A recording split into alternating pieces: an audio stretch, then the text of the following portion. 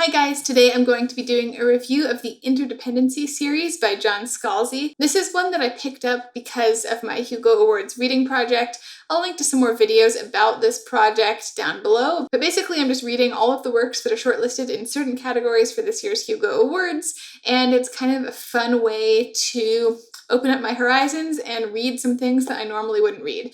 For example, the Interdependency Series. I have read one book by John Scalzi before. It's called Red Shirts, and I did really enjoy it. It's very funny. It might have been even funnier if I was more of a Star Trek person. I basically had just about enough Star Trek knowledge to get most of the jokes in that book, but it was kind of I guess, is it a parody or a satire? Anyway, it's a funny book.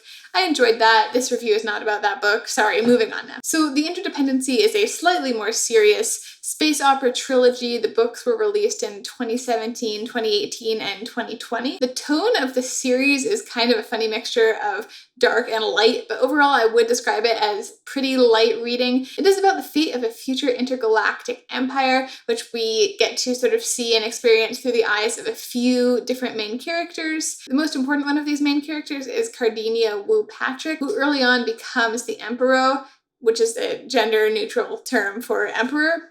It's spelled Emperox, but I listened to a little bit of the audiobook with my husband, and apparently the official pronunciation is Emperor. So yeah, pronounce it in your head however you want, but if you listen to the audiobook, it will be Emperor. Cardinia's father, the previous emperor, is dying at the beginning of the first book, and her older brother, who was the crown prince, has died in a tragic and maybe questionable car racing accident a few months before the start of the series. He was engaged to marry a member of a very power-hungry and also very questionable family who become a force for really getting in everyone's way for the rest of the series. Cardinia is actually an illegitimate child of the previous emperor.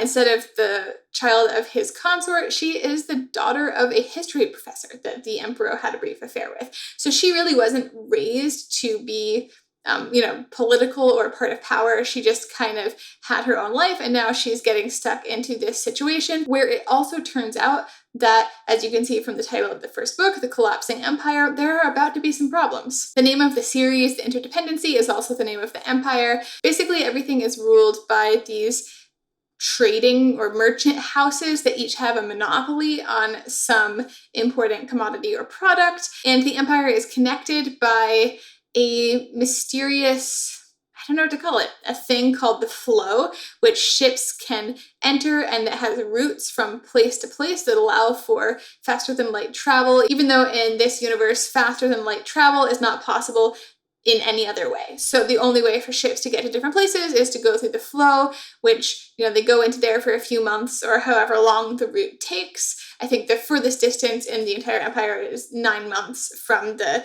capital planet to End. End is the end of the empire. It's also the only planet in the entire empire where humans live on the surface of the planet rather than underneath the planet or in space stations. So basically this whole empire is set up to be interdependent on the different pieces being connected by the trading houses and the ships. And so when that gets threatened, it's really bad news for everybody. Even though there are kind of some serious things at stake in this series, I would say that each book has a pretty fun plot where there are some bad people that you love to hate that are scheming to mess things up for everybody. And then the main characters who are, at least slightly more on the morally good side are trying to find a way to actually get things done while being hindered by some really self-interested people. In the entire series, there's kind of a conflict between wanting to do things for the greater good and then the status quo or self-interest getting in the way of that. But mostly there's just fun characters trying to outsmart and outplot each other and shenanigans ensuing. So rather than an action-y series, I would say there is some action, but it's kind of more espionage, battle of wits kinds of situations. There are some dark or bad or violent things that happen in this series, but I would say it's told in more of a humorous way. So that can be a little bit of dark humor, but it's definitely not what I would consider a dark series at all. And it's definitely not any kind of like grim, dark, exploring the worst in people kind of series. There are some characters that are just bad. There's also a fair amount of humor through vulgarity, which isn't always my thing, but there was one character in particular that just has a very, foul mouth and way of expressing herself, and it's very much played for laughs, and even though that's not always my thing, I thought it was very funny in this case. My husband read the series around the same time as I did, and we were talking about it afterwards, and I think he would have liked to see some of the more serious or realistic or dark themes explored. But I personally felt like that's not really where the books were setting up to go, so I was okay with the ways in which it was kind of maybe unrealistic. I mean, the whole thing is kind of unrealistic, but it didn't feel like necessarily a super realistic exploration of human nature or how something like this would actually unfold. It was more just fun. I also thought this worked really well as a trilogy. There was a strong book two. Book two might have even actually been my favorite. There were definitely twists in all three books that I did not see coming, but found enjoyable and satisfying to read. I felt like book three, maybe it ties up a little too neatly. It was probably my least favorite out of the three. I think he did build up well to it. There are definitely things in book three that were foreshadowed in book one. It works well as a single story that still has good story arcs in all three books. So again, there wasn't that book two feeling like it has no beginning or end, which you sometimes get in a trilogy. Like I said, I think book three was kind of my least favorite, but it didn't let the series down for me. I think maybe if I had been waiting 2 or 3 years for it, maybe I would have been disappointed, but reading all three in a row, I felt really fine with it. And that happens sometimes for me. The longer I wait for something, the more I have specific expectations of what it's going to be. But if I just read the whole thing, or if it's a show, I get this a lot with TV shows when I watch them. If I watch the whole thing, that I can kind of just accept that whatever is there was meant to be. But if I have to wait for more, then I just get my own ideas about what I want to happen, and I'm more likely to be disappointed. These books are very quick reads. I think each one is only about 300 pages. So I think when I read the first one, at least, I was just coming out of reading a bunch of the Hugo Awards novellas, so 300 pages felt positively substantial after reading 5 novellas.